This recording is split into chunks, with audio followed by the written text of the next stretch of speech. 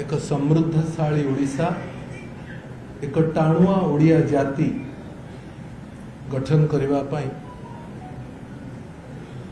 नवीन बाबू नेतृत्व में ओडिशा रे जो प्रयास चली से गुंडुची मूषा भली किछि बाली झड़ेबा को मुआसी कोठी ना कोठी विगत किछि दिन धरी मन बुझिला नहीं, मन मानिला नहीं।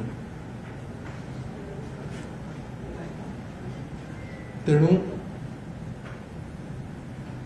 परिवर्तन करने को बाध्य हेलु।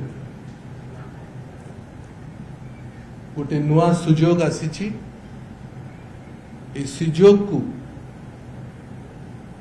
ओडिशार विकास काम रे लगेवा, साधारण लोकों जनजीवन को आहुरी शक्तिशाली करिबारे जहाँ जहाँ आवश्यकता हबो ताहा करिबा।